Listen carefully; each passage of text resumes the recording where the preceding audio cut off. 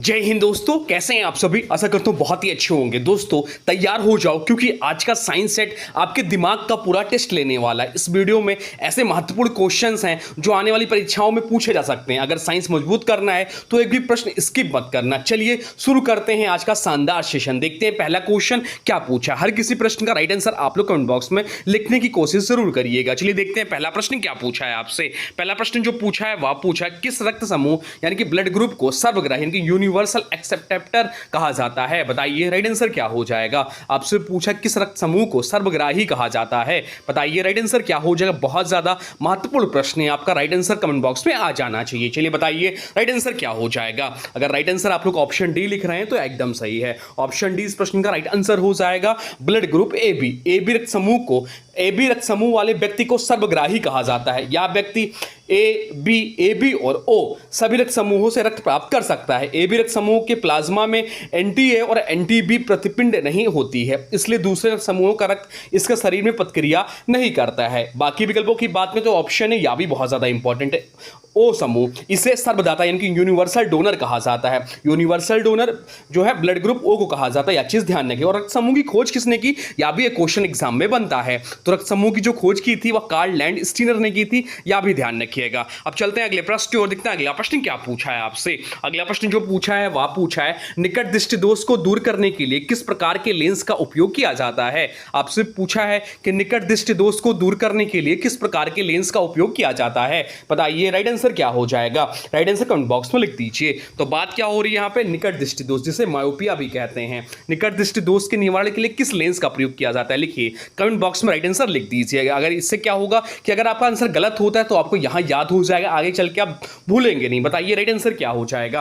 Right answer हो जाएगा option D अवतल लेंस। अवतल लेंस इस प्रश्न का राइट आंसर हो जाएगा। मायोपिया में व्यक्ति पास की वस्तुएं साफ देख सकता है लेकिन दूर की वस्तुएं धुंधली दिखाई देती है। इस दोष में प्रतिबिंब रेटिना के आगे बनता है। अवतल लेंस प्रकाश किरणों को अपसारित करके प्रतिबिंब को सही स्थान पर बनाता है। यह दोष आंख की लंबाई बढ़ जाने या लेंस की फोकस दूरी कम होने से होता है। बाकी विकल्पों की बात करें तो उत्तल लेंस जो है दूरदृष्टि दोष में उपयोग होता है, यह भी इंपॉर्टेंट है। उत्तल लेंस जो दिया हुआ है इस दूरदृष्टि दोष के निवारण के लिए उत्तल लेंस का प्रयोग किया जाता है। आंख का समान निकट बिंदु कितना है, तो आंख का समान निकट बिंदु जो होता है 25 सेंटीमीटर होता है, यह चीज ध्यान रखिएगा। जो भी प्रश्न बहुत ज्यादा महत्वपूर्ण है आपके आने वाले एग्जाम के लिए, जहां पर साइंस पूछा जाता है, एकदम इंपॉर्टेंट, एकदम एक क्वेश्चन रट लीजिए। ये क्वेश्चंस ऐसे हैं जो आपके एग्जाम हॉल में आपको देखने को मिलेंगे। 20 क्वेश्चन है, 20 क्वेश्चन में बताइएगा आपके कितने क्वेश्चन सही हैं। अगर 15 प्लस क्वेश्चन आपके सही होते हैं तो आपकी तैयारी बहुत शानदार है। आप लगातार प्रैक्टिस करते रहिए। चलिए देखते हैं अगला प्रश्न क्या पूछा है आपसे। अगला प्रश्न जो पूछा है वह पूछा है आधुनिक आवर्त सारणी में अक्रिय गैसें किस समूह में स्थित है। आपसे पूछा है कि आधुनिक आवर्त सारणी में अक्रिय गैसें जिसे नोबेल गैसेस बोलते हैं किस समूह में स्थित है, यह आपसे पूछा है। बताइए राइट आंसर क्या हो जाएगा। राइट आंसर कमेंट बॉक्स में लिख दीजिए। तो राइट आंसर जो हो जाएगा वो हो जाएगा ऑप्शन सी समूह 18 को। समूह 18 इस प्रश्न का राइट आंसर हो जाएगा। अक्रिय गैसें आधुनिक आवर्त सारणी के समूह 18 में स्थित होती है। इनके बाहरी कक्ष पूर्ण होते हैं इसलिए ये रासायनिक अभिक्रिया नहीं करती। हीलियम, नियॉन, आर्गन आदि अक्रिय गैसों के उदाहरण हैं। इन्हें नोबेल गैसेज या जो है इनल्ट गैसेस भी कहा जाता है। बाकी विकल्पों की बात करें समूह 0, समूह जो 1 है वह क्षार धातुओं से संबंधित है। समूह 17 हैलोजन तत्व से संबंधित, समूह 2 क्षारीय मृदा धातुओं से संबंधित है। हीलियम सबसे हल्की अक्रिय गैस है, या ध्यान रखिएगा। आर्गन का उपयोग बल्बों में किया जाता है। समूह 18 के तत्वों की संयुक्ता सामान्यतः 0 होती है, या भी ध्यान रखिएगा। अब चलते हैं अगले प्रश्न की ओर। देखते हैं अगला प्रश्न क्या पूछा है आपसे। अगला प्रश्न जो पूछा है वह पूछा है कोशिका का ऊर्जा ग्रह माइटोकॉन्ड्रिया है, या भी एग्जाम में क्वेश्चन बनता है को कोशिका का पावर हाउस किसे कहते हैं। तो कोशिका का जो पावर हाउस कहते हैं वो माइटोकॉन्ड्रिया को कहते हैं। आपसे पूछा है इसमें कि इसमें ऊर्जा किस रूप में जमा होती है। बहुत शानदार प्रश्न है आपके आने वाले एग्जाम के लिए। आपसे पूछे कोशिका का ऊर्जा ग्रह यानी कि पावर हाउस माइटोकॉन्ड्रिया है तो इसमें ऊर्जा किस रूप में जमा होती है। बताइए राइट आंसर क्या हो जाएगा। राइट आंसर कमेंट बॉक्स में लिख दीजिए। तो राइट आंसर जो हो जाएगा वो हो जाएगा ऑप्शन डी एटीपी। एटीपी इस प्रश्न का राइट आंसर हो जाएगा। माइटोकॉन्ड्रिया को कोशिका का पावर हाउस कहा जाता है। इसमें ऊर्जा एटीपी इसका फुल फॉर्म ध्यान रखें, एग्जाम में पूछ लेता है। एटीपी का फुल फॉर्म होता है एडोसिन ट्राइफॉस्फेट के रूप में संग्रहित रहती है। कोशिकीय श्वसन की प्रक्रिया यही होती है। एटीपी शरीर की जैविक क्रियाओं के लिए ऊर्जा प्रदान करता है। माइटोकॉन्ड्रिया में अपना डीएनए पाया जाता है। एटीपी को एनर्जी करेंसी ऑफ सेल कहा जाता है। कोशिकीय श्वसन से ऊर्जा उत्पन्न होती है। चलते हैं अगले प्रश्न की ओर, देखते हैं अगला प्रश्न क्या पूछा है आपसे। अगला प्रश्न जो पूछा है वह पूछा है कास्टेड सोडा का रासायनिक नाम क्या है। आपसे पूछा है कि कास्टेड सोडा का रासायनिक नाम क्या है, बताइए राइट आंसर क्या हो जाएगा। राइट आंसर कमेंट बॉक्स में लिख दीजिए। तो राइट आंसर जो हो जाएगा वो हो जाएगा option D, sodium chloride, sodium hydroxide. इसका रासायनिक सूत्र जो होता है NaOH होता है। NaOH इसका रासायनिक सूत्र होता है सोडियम हाइड्रोक्साइड। कास्टेड सोडा का रासायनिक नाम सोडियम हाइड्रोक्साइड है। यह एक प्रबल क्षार होता है। इसका उपयोग साबुन, कागज और डिटर्जेंट बनाने में किया जाता है। यह त्वचा को नुकसान पहुंचा सकता है, इसलिए इसे कास्टिक कहा जाता है। बाकी विकल्पों की बात करें तो सोडियम क्लोराइड जो इसका नाम है साधारण नमक, NaCl इसका रासायनिक सूत्र होता है, यह भी ध्यान रखिएगा। कैल्शियम सल्फेट जो दिया हुआ है, कैल्शियम सल्फेट जो है जिप्सम से संबंधित यौगिक है। NaOH को कास्टिक सोडा कहा जाता है। KOH को कास्टिक पोटास कहा जाता है। अब चलते हैं अगले प्रश्न को, देखते हैं अगला प्रश्न क्या पूछा है आपसे। अगला प्रश्न पूछा है दूरदृष्टि दोष को दूर करने के लिए किस लेंस का उपयोग किया जाता है। अभी हम लोग एक्स्ट्रा पॉइंट्स जो डिस्कस करते हैं उसमें यह बताए भी थे आपको, तो सभी का कमेंट सभी का आंसर कमेंट बॉक्स में आना चाहिए। बताइए इसका राइट आंसर क्या हो जाएगा। आपसे पूछा है कि दूरदृष्टि दोष को दूर करने के लिए किस लेंस का उपयोग किया जाता है, बताइए राइट आंसर क्या हो जाएगा। राइट आंसर जो हो जाएगा वो हो जाएगा ऑप्शन है उत्तल लेंस इस प्रश्न का राइट आंसर है। उत्तल लेंस।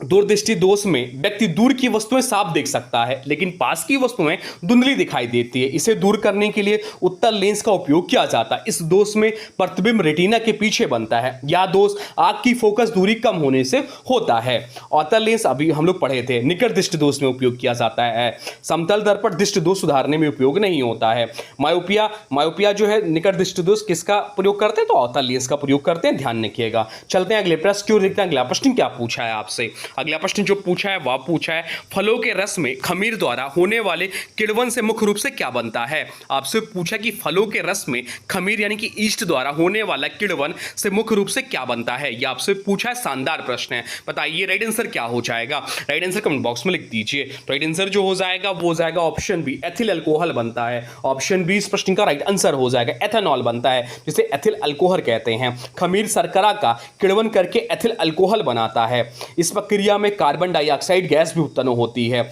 इसका उपयोग शराब और बेकरी उद्योग में किया जाता है। किण्वन एक जैव रासायनिक प्रक्रिया है। बाकी विकल्पों की बात करें तो एसिटिक अम्ल सिरके में पाया जाता है। लैक्टिक अम्ल दही बनने में उत्पन्न होता है और साइट्रिक अम्ल नींबू और खट्टे फलों में पाया जाता है। ईस्ट एक सूक्ष्म कवक है, फंगस है। किण्वन में ऑक्सीजन की आवश्यकता नहीं होती। चलते हैं अगले प्रश्न की ओर, देखते हैं अगला प्रश्न क्या पूछा है आपसे। अगला प्रश्न जो पूछा है वह पूछा है कांसा यानी कि ब्रॉन्ज जो होता है किन धातुओं का मिश्र धातु है। आपसे पूछे कांस जो है कांसा यानी कि ब्रॉन्ज किस धातुओं का मिश्र धातु है, चलिए बताइए राइट आंसर क्या हो जाएगा। राइट आंसर कमेंट बॉक्स में लिख दीजिए। राइट आंसर जो हो जाएगा वो हो जाएगा ऑप्शन सी, तांबा और टिन इस प्रश्न का राइट आंसर हो जाएगा। कांसा तांबा और टिन की मिश्र धातु है। यह कठोर और जंगरोधी होती है। प्राचीन काल में हथियार और मूर्तियां बनाने में इसका उपयोग होता था। कांस्य युग इसी धातु कारण प्रसिद्ध है। तांबा और जस्ता जो दिया हुआ है ऑप्शन बी, तांबा और जस्ता, इसमें पीतल बनता है। लोहा और निकिल स्टील मिश्र धातु से संबंधित है। तो ब्रॉन्ज जो बनता है वह कॉपर और टिन से बनता है। ब्रास जो बनता है कॉपर और जिंक से बनता है। चलते हैं अगले प्रश्न की ओर, देखते हैं अगला प्रश्न क्या पूछा है आपसे। अगला प्रश्न जो पूछा है वह पूछा है परमाणु के नाभिक की खोज किस वैज्ञानिक ने की थी। आपसे पूछा है कि परमाणु के नाभिक की खोज किस वैज्ञानिक ने की थी, बताइए राइट आंसर क्या हो जाएगा। चलिए यह सरल प्रश्न है, राइट आंसर आप लोगों का कमेंट बॉक्स में आ जाना चाहिए। पूछा गया बहुत ज्यादा यह प्रश्न है, तो राइट आंसर जो हो जाएगा क्या आप लोग अगर आप लोग ऑप्शन बी कमेंट बॉक्स में लिख रहे होंगे तो यह आंसर आपका सही हो जाएगा। अर्नेस्ट रदरफोर्ड इस प्रश्न का राइट आंसर है। अर्नेस्ट रदरफोर्ड ने परमाणु के नाभिक की खोज की थी। उन्होंने स्वरपत्र प्रयोग किया था, गोल्ड फॉइल। इस प्रयोग से पता चला कि परमाणु का अधिकांश भाग रिक्त होता है। नाभिक में धनात्मक आवेश और अधिकांश द्रव्यमान केंद्रित होता है। बाकी विकल्पों की बात करें तो जे थॉमसन इलेक्ट्रॉन की खोज की थी। नील्स बोर परमाणु मॉडल दिया। जॉन डाल्टन परमाणु सिद्धांत प्रस्तुत किया। तो रदरफोर्ड को नाभिकीय भौतिकी का जनक कहा जाता है। इलेक्ट्रॉन की खोज जे थॉमसन ने की। न्यूट्रॉन की खोज किसने की? न्यूट्रॉन की खोज चैडविक ने की थी। अब चलते हैं अगले प्रश्न की ओर, देखते हैं अगला प्रश्न क्या पूछा है आपसे। अगला प्रश्न जो पूछा है वह पूछा है मानव शरीर में विटामिन डी की कमी से वयस्कों में कौन सा रोग होता है? बढ़िया प्रश्न है। आपसे पूछा कि मानव शरीर में विटामिन डी कमी से वयस्कों में कौन सा रोग होता है? ध्यान रखने की बात है कि यहाँ वयस्कों में पूछा है, वयस्कों में कौन सा, यह पूछा है आपसे। तो विटामिन डी कमी से वयस्कों में जो रोग होता है वो ऑस्टियोमलेशिया होता है। ऑप्शन डी इस प्रश्न का राइट आंसर हो जाएगा। इस रोग में हड्डियां कमजोर और मुलायम हो जाती हैं। बच्चों में इसी कमी से रिकेटस रोग होता है। बहुत ज्यादा इंपॉर्टेंट प्रश्न, क्योंकि जैसे विटामिन डी देखेंगे और कमी से होने वाला रोग तो लोग रिकेटस टिक करके आएंगे, परंतु रिकेटस गलत हो जाएगा। यहां पर पूछा आपके वयस्कों में, अगर बच्चों में पूछता तो रिकेटस सही होता। बच्चों में इसी कमी से रिकेटस रोग होता है। विटामिन डी कैल्शियम के अवशोषण में मदद करता है। बाकी विकल्पों की बात करें तो स्कर भी विटामिन सी कमी से होता है। बेरी बेरी विटामिन बी1 की कमी से होता है। विटामिन डी को सनसाइन विटामिन कहा जाता है। यह भी पूछता है एग्जाम में कि किस विटामिन को सनसाइन विटामिन कहा जाता है, तो विटामिन डी को सनसाइन विटामिन कहा जाता है। इसका मुख्य सूत्र सूर्य का प्रकाश है। हड्डियों के स्वास्थ्य के लिए भी विटामिन डी आवश्यक है। चलते हैं अगले प्रश्न क्यों देखते हैं। अगला प्रश्न क्या पूछा है आपसे? अगला प्रश्न पूछा है पीयूष ग्रंथि को किस अन्य नाम से जाना जाता है? आपसे पूछा है कि पीयूष ग्रंथि को, पिट्यूटरी ग्लैंड को किस अन्य नाम से जाना जाता है? बताइए राइट आंसर क्या हो जाएगा? तो राइट आंसर जो हो जाएगा वो हो जाएगा ऑप्शन ए, मास्टर ग्रंथि इस प्रश्न का राइट आंसर हो जाएगा।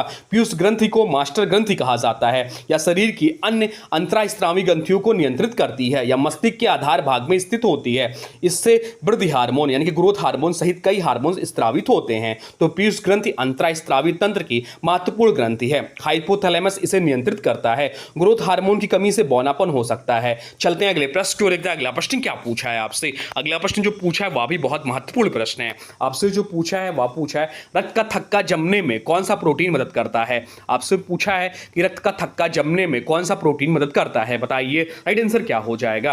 राइट आंसर हो जाएगा ऑप्शन ए। ऑप्शन ए इस प्रश्न का राइट आंसर हो जाएगा। फाइब्रिनोजन इस प्रश्न का राइट आंसर है। फाइब्रिनोजन रक्त प्लाज्मा में पाया जाने वाला प्रोटीन है। यह रक्त का थक्का जमाने में महत्वपूर्ण भूमिका निभाता है। चोट लगने पर फाइब्रिनोजन फाइब्रिन में बदल जाता है। अन्य विकल्पों की बात करें तो एल्ब्यूमिन रक्त में द्रव संतुलन बनाए रखता है। हीमोग्लोबिन ऑक्सीजन का परिवहन करता है और इंसुलिन रक्त शर्करा नियंत्रित करता है। प्लेटलेट्स भी रक्त जमने में मदद करती हैं। विटामिन के रक्त के थक्के बनने में सहायक है। हीमोफीलिया में रक्त जमने की समस्या होती है। चलते हैं अगले प्रश्न की ओर देखते हैं। अगला प्रश्न क्या पूछा है आपसे? अगला प्रश्न जो पूछा है वह पूछा है मानव शरीर की सबसे बड़ी मांसपेशी कौन सी है? या बहुत लोग यह क्वेश्चन नहीं कर पाएंगे, बहुत ही बढ़िया क्वेश्चन है आने वाले एग्जाम के लिए। आपसे पूछा कि मानव शरीर की सबसे बड़ी मांसपेशी कौन सी, ये आपसे पूछा है। चलिए बताइए राइट आंसर क्या हो जाएगा? राइट आंसर कमेंट बॉक्स में लिख दीजिए। तो राइट आंसर जो हो जाएगा वो हो जाएगा ऑप्शन बी, ग्लूटियस मैक्सिमस इस प्रश्न का राइट आंसर हो जाएगा। ग्लूटियस मैक्सिमस मानव शरीर की सबसे बड़ी मांसपेशी है। यह कूल्हे के पीछे स्थित होती है। कहां पर? तो यह कूल्हे यानी कि हिप के पीछे स्थित होती है। इसका मुख्य कार्य चलने, दौड़ने और शरीर को सीधा रखने में सहायता करता है। यह शरीर को संतुलन और शक्ति प्रदान करता है। बाकी विकल्पों की बात करें तो स्टेपीडियस सबसे लंबी मांसपेशी है। डेल्टोइड कंधे की मांसपेशी है। सबसे छोटी मांसपेशी कौन सी है? तो सबसे छोटी का जो मांसपेशी है वो स्टेपिडियस है जो कान में है। सबसे लंबी मांसपेशी साल्टोरियस है। मांसपेशियां शरीर की गति में सहायता करती हैं। अब चलते हैं अगले प्रश्न की ओर, देखते हैं अगला प्रश्न क्या पूछा है आपसे। अगला प्रश्न पूछा एड्स किस वायरस के कारण होता है? आपसे पूछा है कि एड्स जो होता है किस वायरस के कारण होता है, यह आपसे पूछा है। चलिए बताइए राइट आंसर क्या हो जाएगा? राइट आंसर हो जाएगा ऑप्शन बी, HIV। HIV इसका राइट आंसर हो जाएगा। तो HIV की बात हो रही है तो इसका फुल फॉर्म ध्यान रखिए, एग्जाम में पूछता है। HIV का फुल फॉर्म होता है ह्यूमन इम्यूनोडिफिशियेंसी वायरस। क्या? Human immunodeficiency virus. एड्स का कारण है एड्स का कारण यही होता है, यही वायरस होता है। यह वायरस शरीर की रोग प्रतिरोधक क्षमता को कमजोर कर देता है। HIV मुख्य रूप से असुरक्षित रक्त संक्रमित सुई और असुरक्षित यौन संपर्क से फैलता है। एड्स का पूर्ण इलाज अभी उपलब्ध नहीं है, लेकिन दवाओं से इसे नियंत्रित किया जा सकता है। बाकी विकल्पों की बात करें तो इन्फ्लुएंजा फ्लू रोग का कारण है। राइनो वायरस सामान्य जुकाम का कारण है और हेपेटाइटिस यकृत रोग से संबंधित रोग है। एड्स दिवस कब मनाया जाता है? तो एड्स दिवस जो मनाया जाता है 1 दिसंबर को मनाया जाता है। एड्स दिवस जो होता है 1 दिसंबर को मनाया जाता है। यह चीज ध्यान रखिएगा। HIV शरीर की टी लिम्फोसाइट्स कोशिकाओं को प्रभावित करता है। चलते हैं अगले प्रश्न की ओर, देखते हैं अगला प्रश्न क्या पूछा है आपसे। अगला प्रश्न जो पूछा है वह पूछा है कोशिका के केंद्रक की खोज सबसे पहले किसने की थी? आपसे पूछा है कि कोशिका के केंद्रक की खोज यानी कि न्यूक्लियस की खोज सबसे पहले किसने की थी? बताइए राइट आंसर क्या हो जाएगा? राइट आंसर कमेंट बॉक्स में लिख दीजिए। राइट आंसर हो जाएगा option B, Robert Brown. Robert Brown इस प्रश्न का राइट आंसर हो जाएगा। रॉबर्ट ब्राउन ने 1831 में कोशिका के केंद्रक की खोज की थी। केंद्रक कोशिका का नियंत्रण केंद्र कहलाता है। इसमें गुणसूत्र और आनुवांशिक पदार्थ पाए जाते हैं। केंद्रक कोशिका की गतिविधियों को नियंत्रित करता है। बाकी विकल्पों की बात करें तो रॉबर्ट हुक कोशिका की खोज की थी। पुरकिंजे प्रोटोप्लाज्म शब्द दिया और लिनहॉक सूक्ष्मजीवों का अध्ययन किया। कोशिका का पावर हाउस किसे कहते हैं? तो अभी हम लोग पढ़े थे कोशिका का पावर हाउस जो कहते हैं वो माइटोकॉन्ड्रिया को कहते हैं। चलते हैं अगले प्रश्न की ओर, देखते हैं अगला प्रश्न क्या पूछा है आपसे। अगला प्रश्न जो पूछा है वह पूछा है मनुष्यों के गुणसूत्रों की कुल संख्या कितनी होती है। बहुत प्रश्न यहाँ पूछते हैं और बहुत लोग इसको गलत करके आते हैं। आपसे पूछा है कि मनुष्यों में गुणसूत्रों की कुल संख्या कितनी होती है, बताइए राइट आंसर क्या हो जाएगा। राइट आंसर कमेंट बॉक्स में लिख दीजिए। तो मनुष्यों में गुणसूत्रों यानी कि क्रोमोसोम की जो कुल संख्या होती है वह 46 होती है, यानी कि 23 जोड़ी होती है। ऑप्शन ए इस प्रश्न का राइट आंसर हो जाएगा। मनुष्य में कुल 46 गुणसूत्र होते हैं, अर्थात 23 जोड़ी। इसमें 22 जोड़ी ऑटोसोम और 1 जोड़ी लैंगिक गुणसूत्र होता है। पुरुषों में XY तथा महिलाओं में XX गुणसूत्र पाए जाते हैं। गुणसूत्रों में आनुवांशिक जानकारी संग्रहित रहती है। गुणसूत्र DNA और प्रोटीन से बने होते हैं। मानव जीनोम में हजारों जीन पाए जाते हैं। अब चलते हैं अगले प्रश्न की ओर, देखते हैं अगला प्रश्न क्या पूछा है आपसे। अगला प्रश्न जो पूछा है वह पूछा है दूरबीन का आविष्कार किसने किया था। आपसे पूछा है कि दूरबीन का आविष्कार किसने किया था, बताइए राइट आंसर क्या हो जाएगा। राइट आंसर हो जाएगा ऑप्शन है गैलीलियो गैलीली ने। गैलीलियो गैलीली इस प्रश्न का राइट आंसर हो जाएगा। गैलीलियो गैलीली को दूरबीन के विकास और उपयोग का श्रेय दिया जाता है। उन्होंने दूरबीन से चंद्रमा, बृहस्पति के उपग्रह और अन्य खगोलीय पिंडों का अध्ययन किया। गैलीलियो को आधुनिक खगोल विज्ञान का जनक कहा जाता है, इसलिए यह प्रश्न खास हो जाता है। न्यूटन के बाद में परावर्ती दूरबीन बनाई। गैलीलियो ने सूर्य केंद्रीय सिद्धांत का समर्थन किया। अब चलते हैं अगले प्रश्न की ओर, देखते हैं अगला प्रश्न क्या पूछा है आपसे। अगला प्रश्न जो पूछा है वह पूछा है गैल्वेनोमीटर का उपयोग क्या मापने के लिए किया जाता है। आपसे पूछा कि गैल्वेनोमीटर का उपयोग क्या मापने के लिए किया जाता है, बताइए राइट आंसर क्या हो जाएगा।